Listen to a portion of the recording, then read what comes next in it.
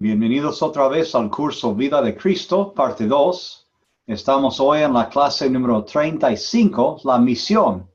Queremos hablar de algunos conceptos que Cristo daba a los apóstoles y que también da a nosotros acerca de nuestra misión en este mundo. Primero quiero darles un par de cosas para pensar mientras estamos en la clase. Primero, hay una página del internet que me fascina bastante. Voy a compartir esa página primero. Y es esto aquí, que es un reloj de la población del mundo. Y en este momento, ya pueden verlo, en este momento el número es 7 billones, o sea, 1,000 millones, 618 millones, 282,478. Entonces voy a apuntarlo aquí, si ustedes quieren también. Voy a apuntar cuál es este número ahora y después volveremos después a esta parte. La segunda cosa que quiero hacer es presentarles un video cortito que habla de la importancia de hacer discípulos, que es la misión que nos da Dios. Y la cuestión es cómo hacemos esta misión, en qué forma, si lo estamos haciendo bien o no. Entonces voy a hacer esto más grande y ya poner play.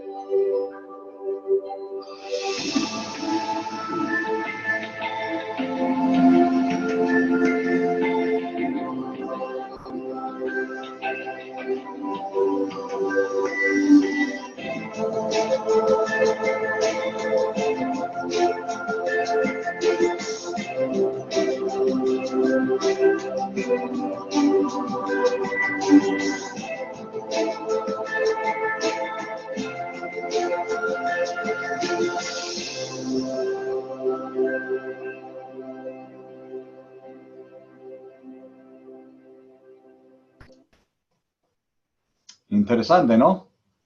Me parece que sería excelente si pudiéramos realmente todos salir y hacer discípulos como ese video decía.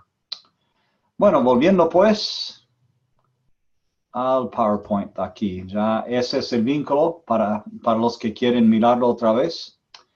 Entonces vamos a mirar varios pasajes donde Cristo habla de esta misión para nosotros. Empezando en Mateo 9, 35 al 38. Dice, recorría Jesús todas las ciudades y aldeas, enseñando en las sinagogas de ellos y predicando el evangelio del reino y sanando toda enfermedad y toda dolencia en el pueblo.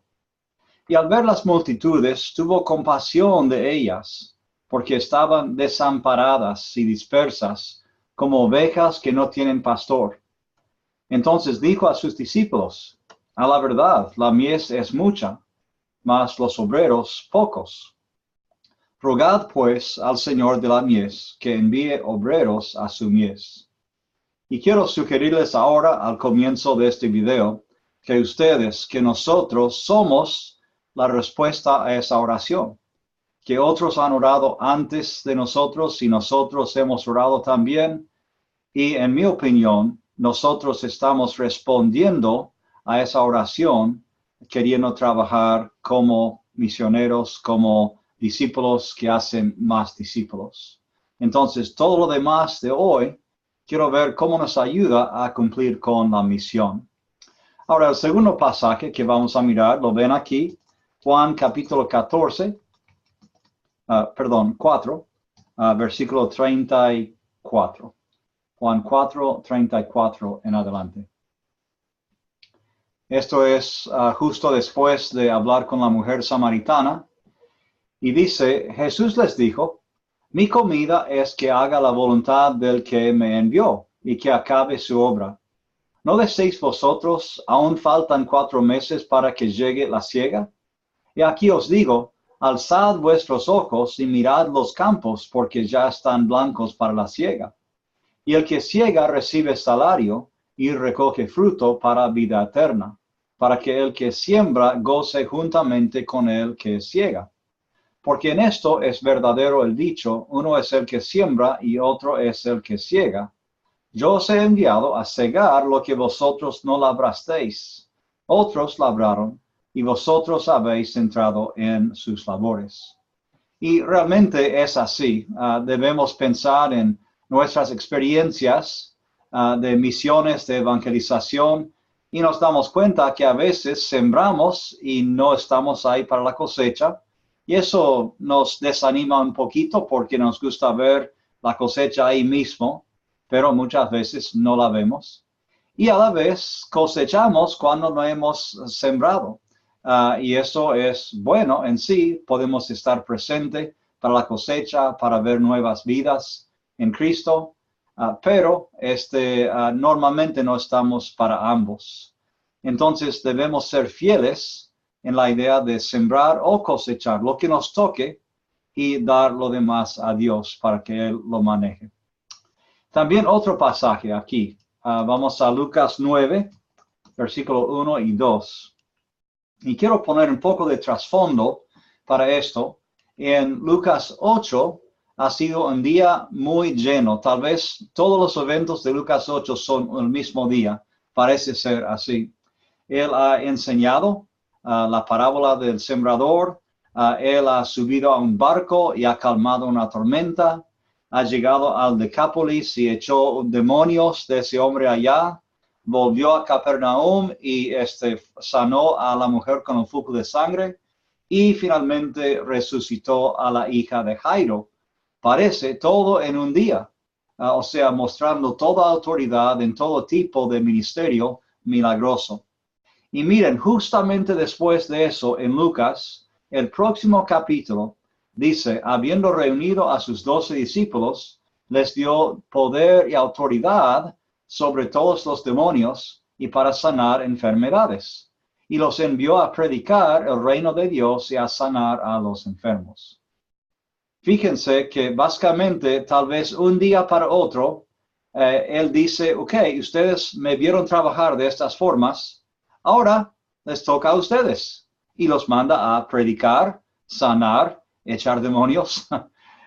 ¿Se imaginan cómo sería eso para los apóstoles? No, pero Cristo, que nosotros no podemos, tú eres el que tiene esos poderes, no estamos listos, no estamos capacitados. Pero Cristo dice, miren, yo tengo autoridad y les doy esa autoridad y luego les va a decir que tiene toda autoridad y les manda otra vez. Entonces, ellos deberían obrar con esa autoridad. No viene de ellos, viene de Él. El poder no es de ellos, viene de Él.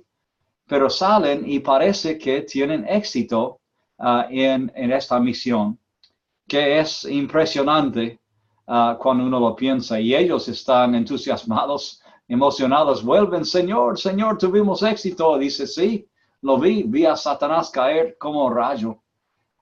Impresionante la primera vez cuando uno empieza a salir y evangelizar y hay éxito. Eso realmente anima mucho. Entonces, aquí, y tal vez es esta misión que está hablando, vamos a ir a la versión más completa en Mateo 10, 1 en adelante. Y vamos a ver la comisión que Cristo les da a los apóstoles. Y creo que por lo menos una gran parte corresponde a nosotros también hoy. Hay que leer y mirar lo que se dice. ¿Okay? Entonces, otra vez, como dice en Lucas 9, versículo 1, entonces llamando a sus 12 discípulos, les dio autoridad sobre los espíritus inmundos para que los echasen fuera y para sanar toda enfermedad y toda dolencia. Y ahí da la lista de los apóstoles. Y sigue en 5. A estos 12 envió Jesús y les dio instrucciones, diciendo, por camino de gentiles no vayáis, y en ciudad de samaritanos no entréis, sino id antes a las ovejas perdidas de la casa de Israel. Entonces, algo curioso ahí es una misión limitada en esta ocasión, y parece que es un viaje corto, tal vez una semana o 2 semanas, no es el resto de su ministerio. Y yendo, predicad, diciendo, el reino de los cielos se ha acercado. Sanad enfermos, limpiad leprosos, resucitad muertos, echad fuera demonios. De gracia recibisteis, dad de gracia. Otra vez, la misma misión que Cristo ha tenido, ellos están teniendo. No os proveáis de oro, ni plata, ni cobre en vuestros cintos, ni de alforja para el camino, ni de 2 túnicas, ni de calzado, ni de bordón, porque el obrero es digno de su alimento. Ahora, parece que esto fue temporal, que no fue para toda misión y para siempre esta clase de preparación o falta de ella. Pero en esta ocasión, el enfoque era totalmente la misión. Ellos tenían que predicar y recibir lo demás de otras personas. Y eso fue bastante típico para ese tiempo. Los rabinos que viajaban por el país con sus discípulos, ellos muchas veces beneficiaban de la hospitalidad de las personas que estaban en esa ciudad o pueblo. Y dice, mas en cualquier ciudad o aldea donde entréis, informaos quién en ella sea digno, y posad allí hasta que salgáis. Y al entrar en la casa, saludadla. Y si la casa fuere digna, vuestra paz vendrá sobre ella. Mas si no fuere digna, vuestra paz se volverá a vosotros. Y no sabemos qué es la paz exactamente, algo más tangible que una bendición, no estamos seguros. Y si alguno no os recibiere, ni oyere vuestras palabras, salid de aquella casa o ciudad, y sacudid el polvo de vuestros pies. De cierto os digo que en el día del juicio será más tolerable el castigo para la tierra de Sodoma y de Gomorra que para aquella ciudad. Otra vez, entonces, en esta ocasión van a ir a pueblos que los reciben bien. Y si no, pues a otro lugar. Un poco como Pablo hizo en la sinagoga en Hechos 13, después de hablar con ellos. Siguiendo en versículo 16. He aquí yo os envío como a ovejas en medio de lobos. Sed pues prudentes como serpientes y sencillos como palomas. Y guardaos de los hombres, porque os entregarán a los concilios, y en sus sinagogas os azotarán, y aun ante gobernadores y reyes seréis llevados por causa de mí, para testimonio a ellos y a los gentiles. Mas cuando os entreguen, no os preocupéis por cómo o qué hablaréis, porque en aquella hora os será dado lo que habéis de hablar. Porque no sois vosotros los que habláis, sino el Espíritu de vuestro Padre que habla en vosotros. El hermano entregará a la muerte al hermano, el padre al hijo. Los hijos se levantarán contra los padres y los harán morir, y seréis aborrecidos de todos por causa de mi nombre. Mas el que persevere hasta el fin, éste será salvo. Cuando os persigan en esta ciudad, huid a la otra, porque de cierto os digo que no acabaréis de recorrer todas las ciudades de Israel antes que venga el Hijo del Hombre. Bueno, antes de seguir, algunas cosas interesantes en este capítulo, esta parte aquí. dice que va a haber persecución y ataques serán llevados frente a gobiernos y concilios. Y estoy pensando que si soy los apóstoles, al principio de la misión, me gusta. Dios me va a cuidar a través de otras personas, voy a poder hacer milagros, voy a dar un mensaje de Cristo. Wow, eso es una misión placentera, interesante, ¿sí?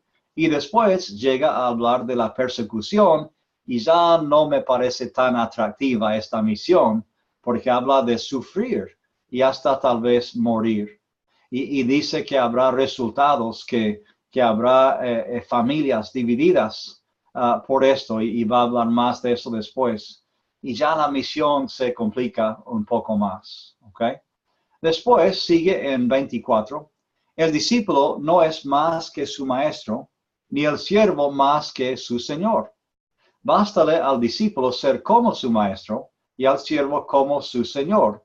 Si al padre de la familia llamaron Beelzebú, cuanto más a los de su casa.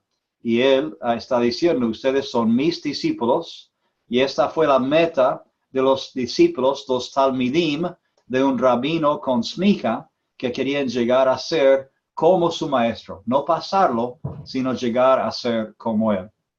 Siguiendo en 26. Así que no los temáis, porque nada hay encubierto que no haya de ser manifestado, ni oculto que no haya de saberse.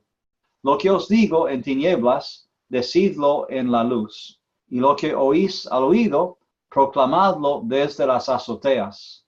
Y no temáis a los que matan el cuerpo, mas el alma no pueden matar. Temed más bien a aquel que puede destruir el alma y el cuerpo en el infierno. Eso sería Dios. ¿No se venden 2 pajarillos por un cuarto? Con todo, ni uno de ellos cae a tierra sin vuestro Padre. Pues aún vuestros cabellos están todos contados. Así que no temáis, más valéis vosotros que muchos pajarillos.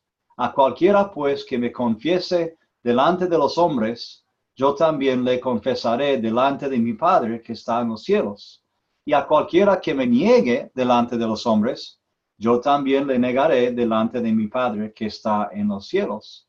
Entonces, otra vez es una combinación, un equilibrio de advertencia, que van a sufrir aquí bastante, pero a la vez que voy a cuidarlos. Yo sé cómo están, yo sé lo que les va a pasar, estoy vigilando todo esto y quiero que sean fieles, que no se rindan, que no se aparten, que sigan fieles. En 34 sigue. No penséis que he venido para traer paz a la tierra. No he venido para traer paz, sino espada. Porque he venido para poner en disensión al hombre contra su padre, a la hija contra su madre, y a la nuera contra su suegra, y los enemigos del hombre serán los de su casa. El que ama a padre o madre más que a mí, no es digno de mí. El que ama a hijo o hija más que a mí, no es digno de mí. Y el que no toma su cruz y sigue en pos de mí, no es digno de mí. El que halla su vida, la perderá. Y el que pierde su vida por causa de mí, la hallará.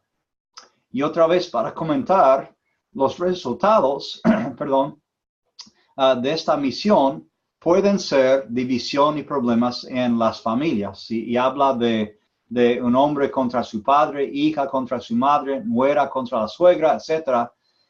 Y uno dice, pero ¿qué pasa? ¿Cristo vino a traer espada en vez de paz? Y no está diciendo que su misión es sembrar discordia y división. Está diciendo que su mensaje de lealtad a Él, este nuevo pacto que está ofreciendo, va a causar problemas en familias. Y que habrá algunos que aceptarán y otros que no. Y como consecuencia en esas familias, cuando chocan entre los que aceptan y los que no aceptan a Cristo, pues ahí viene la división, ¿sí? Obviamente Cristo quiere sembrar amor y paz, armonía, pero Él se da cuenta de la realidad que no todos van a recibirlo y por eso va a haber problemas. Bueno, siguiendo la última parte en versículo 40. El que a vosotros recibe, a mí me recibe. Y el que me recibe a mí, recibe al que me envió. El que recibe a un profeta, por cuanto es profeta, recompensa de profeta recibirá. Y el que recibe a un justo, por cuanto es justo, recompensa de justo recibirá. Y cualquiera que dé a uno de estos pequeñitos un vaso de agua fría solamente, por cuanto es discípulo, de cierto os digo que no perderá su recompensa. Cuando Jesús terminó de dar instrucciones a sus 12 discípulos, se fue de allí a enseñar y a predicar en las ciudades de ellos. Entonces, si quieren, pueden hacer una pausa en el video para charlar entre personas que están con ustedes, o si están solitos, pues pueden apuntar o meditar en algunos puntos de esta lectura larga. Al final de esta presentación hay más apuntes respecto a este material que no voy a cubrir dentro de la clase, pero van a tener disponibles este PowerPoint para mirar esos apuntes. Pero piensen ustedes, ¿qué es lo que les llama la atención de este pasaje y cuál es lo más importante cuando salimos a predicar el Evangelio? Bueno, quiero compartir con ustedes algo de material de un libro que se llama Más listos de lo que piensan, en cuanto a la misión que tenemos hacia la gente. Y este libro fue escrito por un hombre que decía: a veces pensamos que nadie está interesado en la Biblia, en la palabra de Dios, en Cristo, en la iglesia, la salvación, porque hay mucho rechazo. Pero él dice, realmente están más listos de lo que pensamos, porque si nos acercamos bien a ellos de la forma correcta, personal, pues estarán listos para escuchar y aceptar. Entonces, él en el libro da una serie de 8 factores para tener en cuenta con nuestra presentación del Evangelio. Y voy a mencionar la mayoría brevemente y quiero enfatizar uno en particular. Primero aquí, él dice que la misión se trata de relaciones y no de información solamente, ¿ok? No estamos presentando una lista de reglas, estamos formando una relación con las personas. Y eso requiere más tiempo y es más difícil a la vez. Él dice que a veces contamos bautismos, a veces contamos asistencia en la iglesia, cuando realmente esos son efectos, son resultados de un proceso bueno o malo.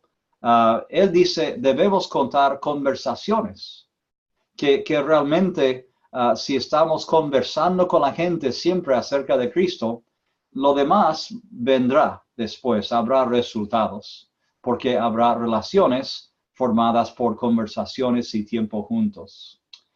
Segundo, él dice que la misión realmente es una narrativa, es una historia. Él dice que debemos ir a las personas y conocerlos, escuchar su historia, después compartir la nuestra, y después ahí podemos compartir la historia de Dios y cómo impacta la historia de ellos y de nosotros. Y otra vez es interesante ver cuántas veces en su ministerio Cristo opera con historias. Es una forma llamativa de comunicarnos con la gente. Tercero, la misión se trata de una relación en comunidad, es comunal. Y muchas veces cuando hablamos con la gente, aseguramos que entiendan la información necesaria para el plan de salvación y ser bautizado. Pero muchas veces no los hemos invitado a la iglesia antes, tal vez estamos tocando puertas y aun si la persona se convierte, no tienen idea de que somos parte de un grupo, que la iglesia también es parte del plan de Dios y a veces tienden a quedarse aislados. Se convierten, tal vez se bautizan, pero no forman parte del cuerpo de Cristo. Y él dice realmente la conversión, el proceso del estudio de acercarse a Cristo debería ocurrir en el contexto de la comunidad. Invitarles para formar parte aún antes de ser convertidos. Cuarto, y esto es el más importante que quiero enfatizar más, que la misión se trata de un viaje. No es un logro, un hecho que una vez cumplido ya está y no pensamos más en eso. Es un viaje que empezamos y es sin fin. Seguimos el resto de la vida y en la eternidad también con Cristo y los demás.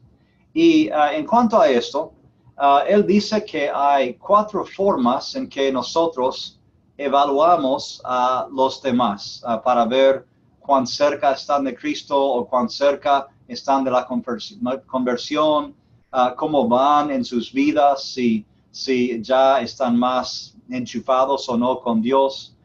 Son 4 preguntas o formas de evaluar. Y la primera es esta, es pensar en fronteras.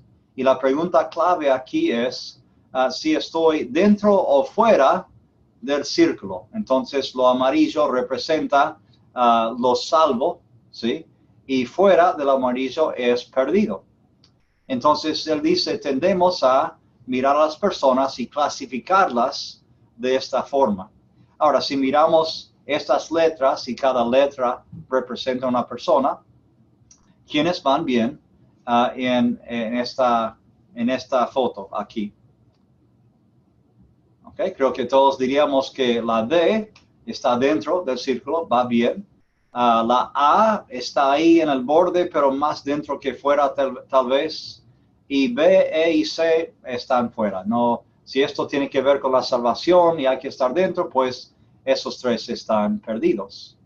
Y realmente esto es como hemos pensado mucho, por lo menos en algunas iglesias donde yo he estado, que estás dentro o estás fuera, estás salvo, estás perdido, y hay problemas con esa forma de pensar en algunos puntos. Segundo, podemos pensar en el centro. Si agregamos, por ejemplo, una letra aquí X en el centro y la X representa a Cristo, entonces podemos medir cuán lejos o cerca las personas están del centro. Y otra vez vemos aquí en esto, midiendo con esa forma, la D está bastante cerca del centro, la A está más o menos bien, y la B, E y C todavía están lejos del centro. Entonces hasta ahora la D y A van bastante bien según estos criterios para evaluar. Ahora, si cambiamos algo, si agregamos flechas indicando dirección de las personas, con qué momentum o rumbo van o vienen, vemos aquí que ya cambia un poco la situación de cada persona. Porque la D, que iba bien en las primeras 2, ya en poco tiempo va a estar fuera del círculo y más lejos del centro. En cambio, la B y la E, que antes iban mal, fuera y ya lejos, ya si siguen como están, pegarán con el centro, estarán justo ahí. Y la A y la C pasarán más o menos cerca, pero pronto siguen de largo y no están cerca del centro. Eso también nos dice algo de las personas, ¿sí? Y finalmente aquí, la cuarta, es pensar en el viaje, como mencionamos con esto. ¿Qué pasa si el centro del círculo se mueve? ¿Sí? Hemos pensado hasta ahora en el centro como algo estático, que nunca cambia, pero si de repente Cristo sale para un lado, pues si estamos siguiendo o no, define muchas cosas, ¿no? Entonces en eso, pues la D todavía es pésimo. La A y la C son mejores porque ellos están yendo en la misma dirección. Y la B y la E por un tiempo van bien, pero pronto estarán lejos también. Y realmente esto es más la realidad de la misión, que Cristo no es estático. Cristo es creativo. Él puede agregar cosas nuevas siempre, nos invita a seguir por fe. Y es difícil a veces ya llegar a Cristo y estamos cómodos con algo y de repente Él nos da otro desafío y dice, ¿y van a seguirme? Y decimos, pero recién llegamos y cumplimos y mostramos la fe y otra vez vamos a cambiar algo más nuevo y diferente, ¿no? A veces pensamos de esa forma. Entonces me gustan estas 4 porque revelan a veces cómo medimos a las personas, cristianas o no, y podemos mirar a las personas que conocemos dentro o fuera de la iglesia, digamos, y podemos ver a algunos cristianos que se han convertido a Cristo que tal vez no van muy bien, o sea, han venido por mucho tiempo a la iglesia, pero no hay frutos en sus vidas, están alejándose de la iglesia, su conducta no es como Cristo, no están involucrados para nada, o sea, tienen el nombre y la asistencia, pero realmente están lejos de Cristo. Y hay otros fuera de la iglesia que están interesados, que están viniendo, que están aprendiendo, pronto se van a convertir, están prendidos fuegos, miramos a ellos y decimos, wow, estamos entusiasmados con estas nuevas personas. Entonces nos ayuda a evaluar, no a juzgar o condenar, sino a evaluar para ver cómo podemos mejor ayudar a la gente. Ok, siguiendo pues con el resto de los 8. Número 5, la misión se trata del Espíritu Santo. Se trata del Espíritu Santo. Hay que creer que Dios está trabajando. El Espíritu Santo, si está fuera de uno, hace todo lo posible para entrar a uno. Como dicen en el bautismo, Él quiere entrar a cada persona. Pero una vez dentro, ya quiere hacer todo lo posible para salir como ríos de agua viva, como dice en Juan 7, que cubrimos en la clase pasada. Entonces, es un espíritu activo que debemos incluir y estar atento todo el tiempo a lo que está haciendo. Número 6, la misión se trata de aprender. Que si no estamos evangelizando en la misión, no estamos creciendo como Dios quiere. Es parte del discipulado de uno mismo. Entonces, si no hago esto, no estoy desarrollando como Cristo quiere. Número 7, la misión se trata de reclutar a la gente para participar en la misma misión. O sea, no es solamente bautizar a la gente, reclutarlos para la salvación. Necesitamos más obreros, como dice en Mateo 9. Entonces vamos a reclutar, evangelizar, convencer, invitar, incluir, y después tendremos más obreros y ellos pueden crecer también. Y finalmente, número 8, se trata de servir. La evangelización es faceta de nuestra identidad como siervos a todos y es una forma más de servir.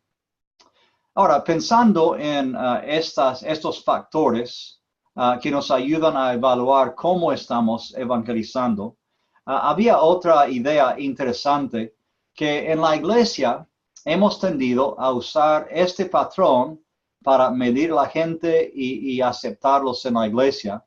Hemos dicho, ok, voy a enseñarte y necesitas creer lo que te enseño. Ok, no hay nada malo en eso. Y después, ustedes, si creen lo que les he dado, tienen que cambiar la conducta que no es buena, que no es cristiana. Habrá algunas cosas buenas que están haciendo, pero las malas necesitas cambiar para ser más como Cristo. Y no hay nada malo en eso tampoco. Todos queremos mejorar. Y después decimos, si creen bien y si cambian su conducta para bien, pues les vamos a permitir permanecer y pertenecer en la iglesia. ¿Sí? Y realmente hemos operado así. Pero si miramos el ministerio de Cristo, el orden de estas acciones es algo diferente.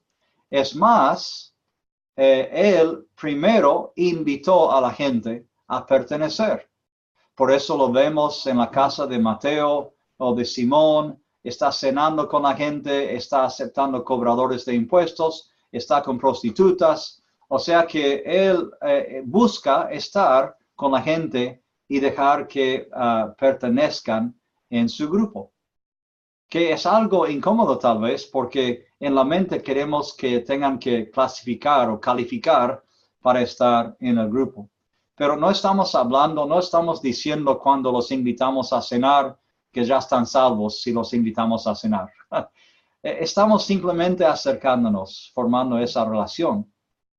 Y después, al pertenecer, sentirse parte del grupo, pues ya empezarán a preguntar, ¿y qué es lo que hacen aquí? ¿Y por qué lo hacen? Y empiezan a creer en base a lo que han vivido ya con nosotros. Y después de creer, ya van a venir a Cristo, y Cristo mismo ya en ellos va a ayudarles a cambiar su forma de actuar, sus conductas que necesitan cambiar. Como dijimos antes con la mujer samaritana, ¿cómo es posible que la gente cambie la forma que necesitan cambiar sin Cristo? Si esperamos que ellos cambien antes de llegar a convertirse a ser cristianos, nadie va a llegar a la iglesia. Es imposible el cambio verdadero sin tener a Cristo. Entonces, me gusta este orden, aunque no estamos acostumbrados a pensar así siempre. Tal vez sería bueno modificar esa parte.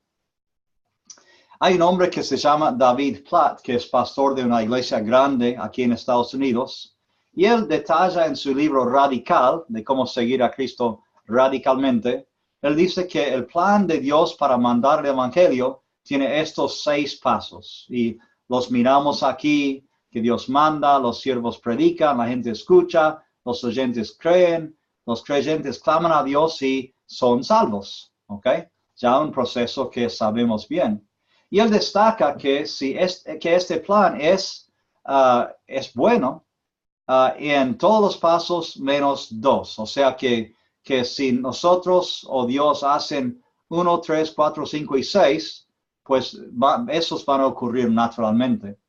Pero dice que nosotros podemos controlar si estamos cumpliendo con número 2. Y si número 2 no ocurre, pues todo el plan va a fracasar. Y él dice, y no hay un plan B si este plan fracasa. Dios está contando con nosotros, como contaba con los apóstoles para salir y predicar. Ellos cumplieron y creció mucho la iglesia. Pero si nosotros tenemos la misma misión y rehusamos salir, pues el plan puede fracasar donde nosotros estamos. Yo tengo fe que Dios siempre tendrá siervos en todas partes del mundo y serán muchos fieles. Entonces la misión de Dios va a seguir. Su voluntad se va a cumplir. La cuestión es si dónde estamos nosotros, si el plan de Dios va a tener éxito o si va a fracasar porque nosotros no hemos cumplido con esta misión. Algo para pensar. Creo que si somos honestos, diríamos que a veces cumplimos y predicamos y salimos, y a veces podemos ser perezosos o rehusar salir o dejar que otras cosas nos distraigan y no cumplimos la misión de predicar. Y eso para el crecimiento de la misión. Algo más para pensar. Bueno, quiero hablar ahora de otro tema conectado, porque en Mateo 5:13 en adelante, Cristo les dice a los apóstoles, ustedes son la sal de la tierra, la sal de la tierra. Y me imagino que han escuchado sermones acerca de esto y muchos de estas clases también, que habla del propósito de la sal. Y hemos mencionado que da sabor, que preserva, hasta fue un medio de pago para los romanos en el tiempo de Cristo. De ahí viene la palabra salario, ¿sí? Por sal, fueron pagos en sal. Y todo esto es correcto. Pero tal vez refleja más lo que nosotros entendemos hoy, 2000 años, y tal vez no comprendemos todo lo que los judíos entendían cuando escucharon esa frase, ustedes son la sal. Entonces, quiero sugerirles 4 cosas que yo creo, según la Biblia y según la cultura, que los judíos hubieran entendido escuchando esta frase, ustedes son la sal de la tierra. ¿Ok? Primero, ellos sabían de un pacto de sal. Entonces, cuando escuchaban sal de la tierra, pensaban en el tipo de pacto que Dios hacía con ellos.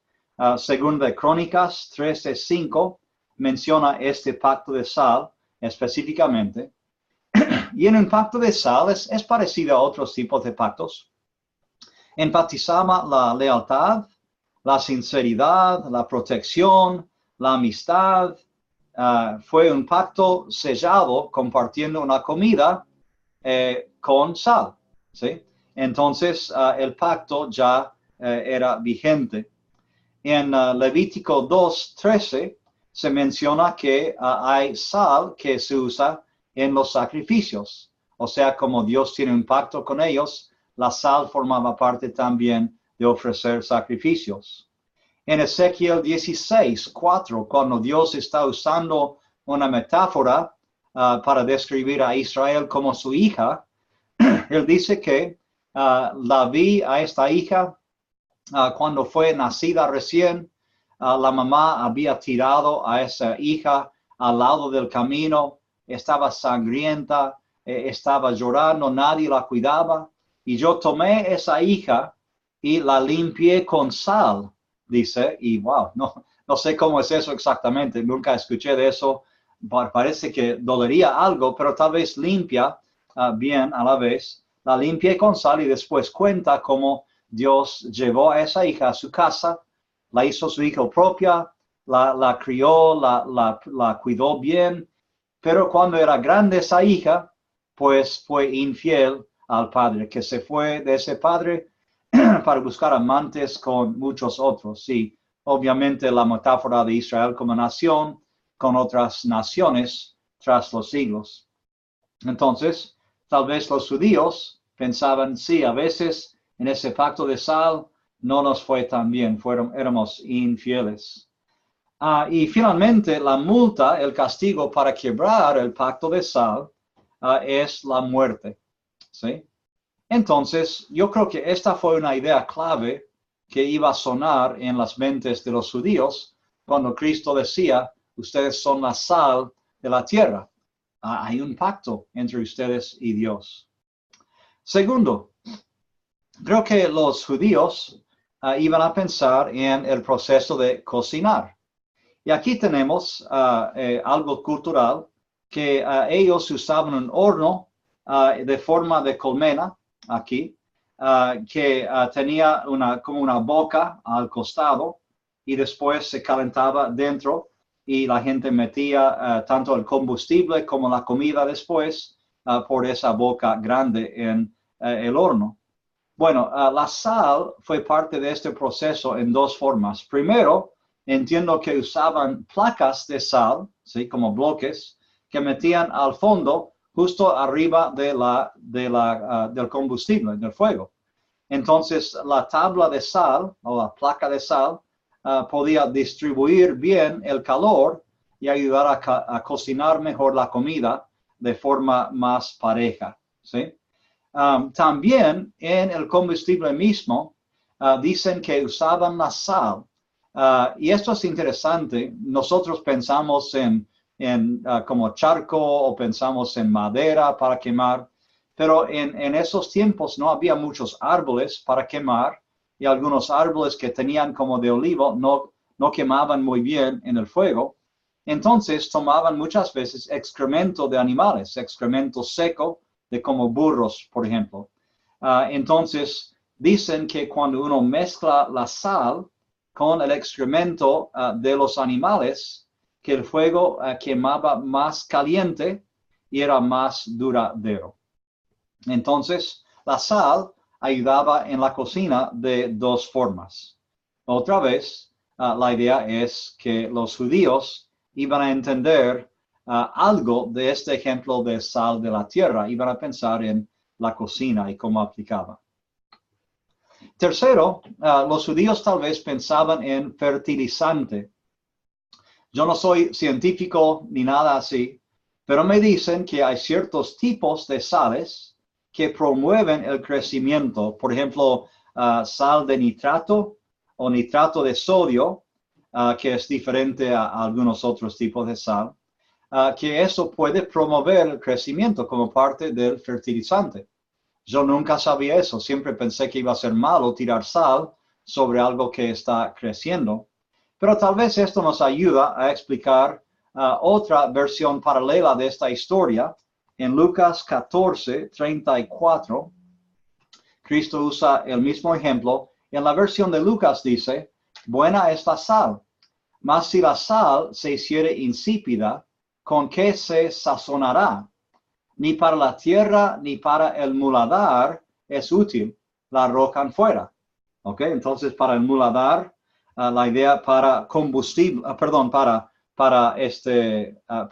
la tierra, dice, o para cocinar, perdón. Ni para la tierra como fertilizante, ni para muladar, para cocinar, es útil. Entonces, tercera parte posible, sal como fertilizante para ellos. Y finalmente, tal vez la más rara, sal puede significar para los judíos la sabiduría. Y eso jamás pensaba, pero tiene mucho sentido. Hay una palabra griega para sal que se usa como metáfora aquí. La palabra griega para volverse insípida en Mateo 5 viene de una familia de palabras alrededor de la palabra moraino o moros, y es de donde sacamos la palabra idiota en algunos idiomas. Entonces, solo 2 veces se traduce esta palabra como insípida en el Nuevo Testamento, estas veces cuando Cristo habla de la sal. El resto de las veces que se usa esta palabra en el Nuevo Testamento, significa cosas como necio, tonto, lento, sin propósito. O sea que no está hablando de la inteligencia natural de la persona, cuán inteligente es. Se habla de la decisión de la persona de vivir según las pautas de Dios o no. Y si cumple con las pautas, es una persona sabia con sal, vive con sal. Y si vive sin las pautas de Dios, pues es una persona tonta, ¿no? Entonces, volverse insípida sería volverse tonto porque uno ignora la sabiduría de Dios. Ahora, esto es también interesante. Podemos ir a otra versión paralela de esto en Marcos 9:50. Otra vez la misma historia, pero la versión de Marcos. Y nos ayuda a entender esto. Dice, buena es la sal, mas si la sal se hace insípida, ¿con qué la sazonaréis? Tened sal en vosotros mismos y tened paz los unos con los otros. Les admito que antes de estudiar esta parte, yo leí esto, tened sal en vosotros mismos y tened paz. O sea, ¿qué conexión hay? Pero esto muestra la conexión. Si entendemos esto como metáfora para sabiduría, pues si reemplazamos la palabra sal, tened sabiduría en vosotros y tened paz. Así vamos a lograr la paz. Si somos sabios en cómo vivimos uno con el otro. Si tenemos sal, siendo sabios. Otra vez, otra faceta de la misma historia que sugiere otro sentido que los judíos captarían con esta frase de Jesús. También hay otro pasaje en Colosenses 4:6 que tiene más sentido con esta interpretación de esta palabra. Pablo dice, sea vuestra palabra siempre con gracia, sazonada con sal, para que sepáis cómo debéis responder a cada uno. Y otra vez uno dice, pero sazonada con sal, no voy a abrir la boca a hablar y estar poniendo sal sobre la lengua. ¿Qué sentido tiene? Pero si entendemos sal aquí como obrar o hablar con sabiduría, pues tiene todo el sentido. Siempre con gracia, sazonada con sabiduría, y así sabremos responder a cada persona con esa sabiduría de Dios. Entonces los judíos, pues, hubieran entendido tal vez estas 4 cosas. Y la pregunta que sigue es, entonces, ¿cómo aplicamos este entendimiento o estos 4 en la vida cristiana? Creo que una aplicación es que si somos sal, pues Cristo es el que está en control. Él maneja el salero, ¿sí? Y que yo sepa, jamás en la vida, la sal dentro del salero jamás ha discutido con la persona que lo tiene. La sal está ahí para ser usada, ¿sí? Entonces, Él va a llamar a todos a ser sal, no solamente a algunos, eso aplica a todos. Él decide las circunstancias en las cuales Él va a utilizar la sal. Él decide el propósito que servimos en extender el reino, aunque sea difícil o desagradable. Imagínense si la sal pudiera tener sentimientos o reacciones, eso de entrar al horno y ser mezclado con el excremento de animales. La sal está diciendo, no quiero ser mezclado con eso, por favor, desagradable. Pero yo jamás he visto sal que ha sido útil sin estar en contacto con lo que modifica, con lo que toca, ¿sí? La sal, para ser útil, tiene que estar en contacto con otros objetos, otras sustancias. Y los cristianos, para ser útiles, vamos a tener que estar en contacto con este mundo, con las personas del mundo. Y Cristo decide dónde y cuándo y cuánto tenemos que estar en contacto con quién y cuáles circunstancias. Y Él decide cómo debemos actuar y cuánto debemos hacer en cada oportunidad. Porque hay ciertas comidas, por ejemplo, donde usas sal solamente un poco o casi nada, y otros cuando pones bastante sal ahí. Cristo decide las oportunidades que nos da y podemos hacer lo que Él nos diga, ¿sí? Para tener éxito. Otra aplicación es que nosotros debemos estar en contacto con otros, como ya mencioné eso, pero aunque no sea agradable, siempre podemos ser útiles estando en contacto con la gente. El contexto aquí es interesante también, esto de estar en contacto con lo desagradable. Justo antes, en Mateo 5, el versículo antes, en 12, Cristo ha hablado de la persecución y dice, benditos los que sufren por mi causa, porque recibirán muchos premios en el cielo. Es muy interesante que haya hablado de persecución y de repente dice, ustedes son sal y estarán en contacto con personas o situaciones desagradables, peligrosos, difíciles. Pero Cristo dice, así se debe usar la sal para ser eficaz. Otra aplicación es que debemos preparar ahora para ser sal. Es imposible preparar, en algunas situaciones, parar y prepararnos en el medio de la circunstancia. Para algunas circunstancias tendremos que prepararnos antes y ya en el medio de la acción, cual sea, podemos responder como Dios quiere. Es un poco como dice en 1 de Pedro 3:15, que debemos estar listos para dar una respuesta por la esperanza que tenemos en nosotros, pero hacerlo con mansedumbre y respeto, ¿sí? Debemos preparar, leer la palabra, orar, estar en conexión con Jesús y el Espíritu Santo. Debemos desarrollar cuán sensibles podemos ser con la gente y su situación. Debemos tener la costumbre de promover el crecimiento espiritual alrededor nuestro. Ustedes saben que hay ciertas personas que con sus palabras y acciones promueven cosas positivas y es un placer estar cerca de ellos. Y hay otras personas que siempre están echando chistes verdes o están causando problemas, insultando, criticando, quejándose, hablando mal y portándose mal y no prueben nada de crecimiento, sino promueven pecado donde están. Nosotros queremos promover el crecimiento siempre. Es otra forma de prepararnos para estar listos para ser usados. Y como decíamos con otros usos de la sal, podemos preservar lo bueno y prevenir corrupción si somos sal como Cristo quiere. Ser personas que animamos a otros por nuestra conducta, la sal que limpia, que ayuda en vez de dañar. Entonces, si hacemos todo esto, como la sal de la tierra, podemos mantenernos sabios como la sal, fuertes y fructíferos, y tendremos efectos. Habrá buenos resultados en la misión para Cristo.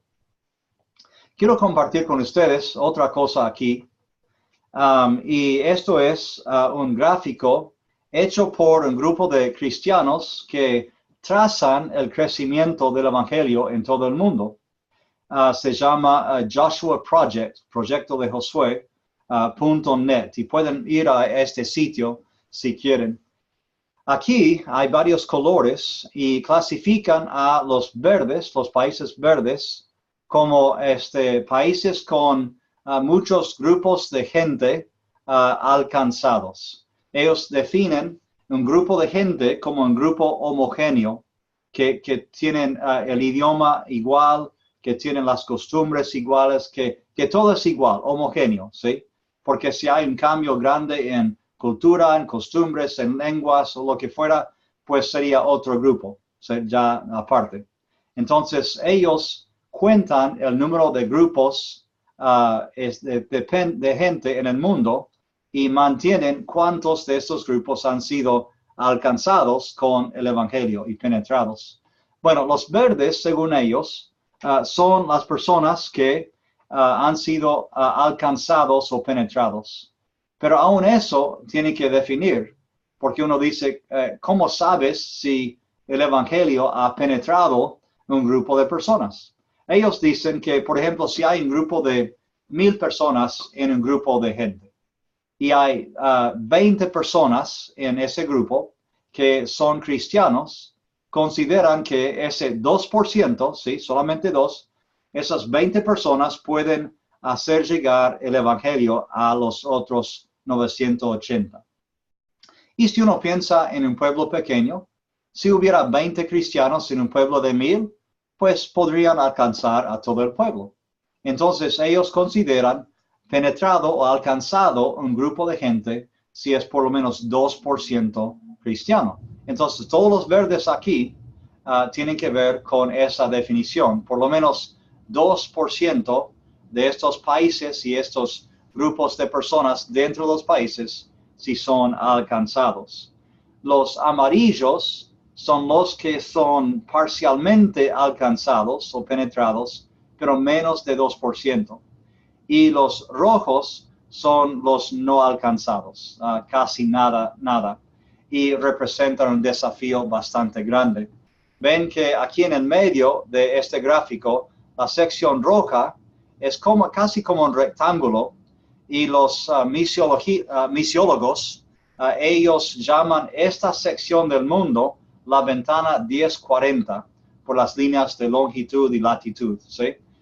Y dicen que la mayoría de los musulmanes en el mundo viven aquí y tienen mucha influencia.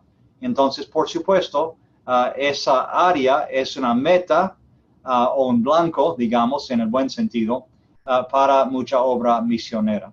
¿Ok? Ahora, primero quiero preguntarles, ¿cuántos grupos de personas o gente creen que hay en el mundo según este grupo de Joshua Project? Si tuvieran que elegir cuántos grupos hay en el mundo, ¿cuántos dirían? Tomen un momento para pensarlo. ¿Ok? Ellos dicen que hay unos 16,475 grupos de gente, o sea, grupos de personas que son homogéneos, ¿sí? Que por un lado es menos de lo que pensé, por otro es mucho más que el número de países que hay en el mundo. Entonces, en una ciudad, hasta en un barrio, puede haber muchos grupos de gente. En una ciudad, como por ejemplo Houston, en Texas, un año escuché que en el distrito escolar había 64 idiomas diferentes hablados dentro de ese distrito de Houston. Solamente esa parte de Houston, 64 idiomas. Entonces, por lo menos 64 grupos de gente en ese distrito escolar. Y estamos hablando de chicos de tal vez 6 años a 18 años, ni hablar de padres, abuelos y todo lo demás. Así que hay muchísimos grupos, 16,000 y pico. Y ya hablamos de la definición de evangelizados o no. Ahora, ¿cuántos pensarían ustedes de esos 16,475 ya son alcanzados y cuántos faltan para alcanzar? A ver si quieren hablar de eso un momento. Cuando miré esta estadística, decían que todavía hay 6,664 grupos no alcanzados, que es un 40.4%. Por un lado fue mejor de lo que pensé. Yo pensé que iba a ser como 70% no alcanzado. Entonces, 60% alcanzado es bastante bueno. Pero todavía casi la mitad no alcanzados. Y la pregunta es, ¿cómo podemos alcanzarlos? Y tal vez este sistema de enseñar por videoconferencia puede ser una forma de llegar a naciones sin ir a la nación, como es mucho más difícil por fondos y tiempo y preparación. Pero una forma que debemos pensar es en buscar grupos de gente en nuestras ciudades, en nuestros países. Si, por ejemplo, en mi barrio o el barrio de la iglesia vive una familia de Croacia y ellos hablan el idioma, recién llegaron hace 2, 3 años, pues yo no sé hablar ese idioma, nunca he ido a Croacia, no sé si voy en algún momento de mi vida, entonces es poco probable que yo llegue a evangelizar cara a cara en Croacia. Pero ¿qué tal si nosotros como iglesia, como familias, como personas, buscáramos gente así y nos hiciéramos amigos primero, que hiciéramos actividades con ellos, que nos conociéramos bastante, como hemos hablado, como personas, y después los convirtiéramos? Y esa persona, ya siendo cristiano, esa familia, ya siendo cristiana, podrían estar en contacto con sus seres queridos en Croacia. Y ya esa familia se convierte. Y ya tenemos una base en Croacia a través de nuestra familia aquí en Texas o en Venezuela o Argentina, donde sea. Esa sí es una forma de alcanzar grupos de gente. Y en un libro que leí sugieren que otra forma de organizarlos sería tomar 6,000 y pico iglesias y asignar un grupo de gente a cada iglesia, y la misión de esa iglesia de aquí en adelante es evangelizar a ese grupo de gente, como puedan. Y bueno, hay mucho más de 6,000 iglesias, eso es muy alcanzable, muy factible para hacer. Me gustó la idea y da para pensar, especialmente si aprovechamos los grupos en nuestros barrios y tecnología como este tipo de tecnología. Ahora, volviendo ya a donde empezamos. ¿Qué dice el reloj de población ahora? Okay, vamos a dejar esto y poner el reloj.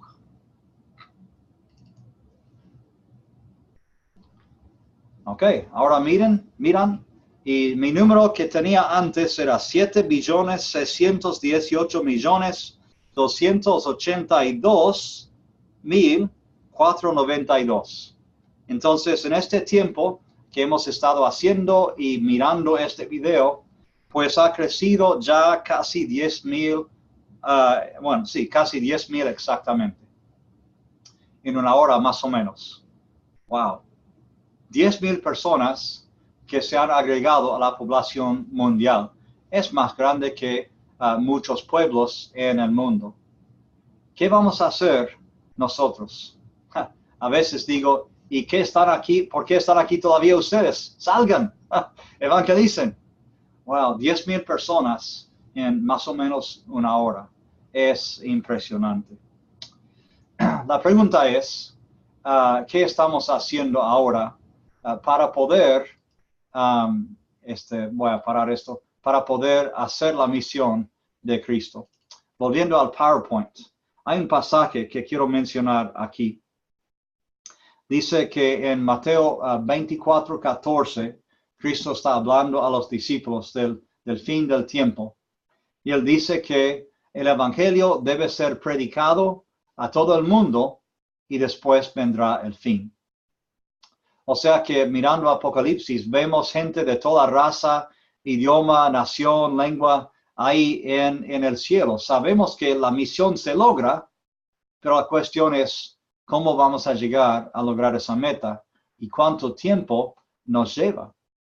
¿Será que para nosotros Jesús no volverá hasta poder llevar el evangelio a todo el mundo? ¿Y será que si llevamos el evangelio más rápido, que Cristo podría volver más rápido también y podríamos estar con él tal vez en años en vez de siglos? Es algo para pensar. Solo Dios sabe cuándo va a mandar a Jesús en la segunda venida. Pero las cuestiones que nos están presentes son si estamos en la batalla, como mencionamos el otro día con las puertas del Hades. Si estamos llevando la batalla al enemigo, si estamos tratando de evangelizar en nuestros barrios y ciudades, si estamos afectando el entretenimiento donde estamos, los deportes, los gobiernos, si estamos invirtiendo todo lo que podemos en esta misión, tiempo, dinero, si estamos sacrificando comodidad, tal vez hasta la reputación personal de nosotros, si estamos haciendo todo lo posible para cumplir con la misión. La gente nos necesita. Desde que empecé este comentario de 2 minutos, se han agregado 400 más al mundo. La misión es grande. La mies es mucha. Seguimos orando para que haya más obreros con nosotros para salir y hacer la misión de Dios. Que Dios nos dé sabiduría para hacer esto y que nos ayude a lograr esta misión que nos ha dado. Que el Señor los bendiga. Vamos a vernos en la próxima clase. Hasta luego.